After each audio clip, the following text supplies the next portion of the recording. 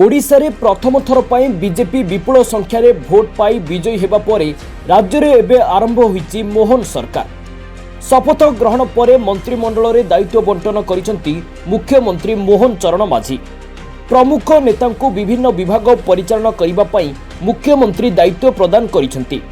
तेबे गृह साधारण प्रशासन और लोक अभियोग विभाग मुख्यमंत्री निज हाथ में रखिथिबा बेले एहा व्यतीत सूचना और लोक संपर्क जल संपद योजना और समन्वय विभाग मध्य मुख्यमंत्री दायित्व रे रहिछि। आहुरी अनेक आवंटित होई नथिबा विभाग रे मध्य मुख्यमंत्री परिचालना दायित्व रे रहिबे। तेबे बीजेडी सरकार हटिबा परे मध्य मिशन शक्ति योजना एही सरकार रे मध्य जारी रहिछि।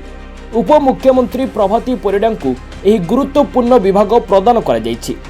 तेबे आसंतु नजर पकाइबा केउ मंत्री को केउ दायित्व दैछंती मुख्यमंत्री। मुख्यमंत्री मोहन चरण माझी गृह साधारण प्रशासन और लोक अभियोग सूचना और लोक संपर्क जल संपद योजना और समन्वय विभाग सह आवंटित होई नथिबा अन्य विभागर दायित्व रे रहितबा बेले उपमुख्यमंत्री कनक वर्धन सिंहदेव कृषि और कृषक सशक्तिकरण एवं शक्ति विभाग और उपमुख्यमंत्री प्रभाती परिड़ा महिला और शिशु विकास मिशन शक्ति और पर्यटन विभाग रे रहिसंती।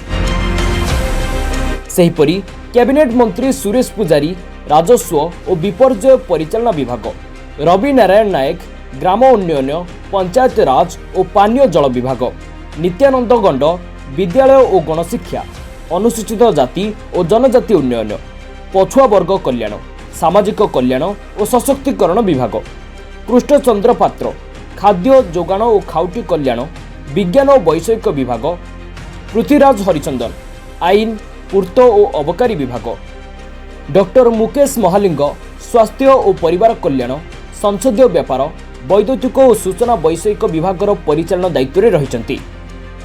सेहिपरि विभूति भूषण जेना वाणिज्य और परिवहन, इस्पात और खनि विभाग, गणेश राम सिंह खुंटिया जंगल परिवेश और जलवायु परिवर्तन विभाग, सूर्यवंशी सूरज उच्च शिक्षा क्रीड़ा और युव व्यापार, ओडिया भाषा साहित्य और संस्कृति विभाग, प्रदीप बल सामंत समवाय हस्ततंत्र बयन शिल्प और हस्तशिल्प विभाग, गोकुलानंद मल्लिक मत्स्य और पशु संपद विकास, अति क्षुद्र क्षुद्र और मध्यम उद्योग विभाग, संपद स्वयं शिल्प दक्षता विकास और वैषयिक शिक्षा विभागर परिचालना दायित्व रे रहिसंती।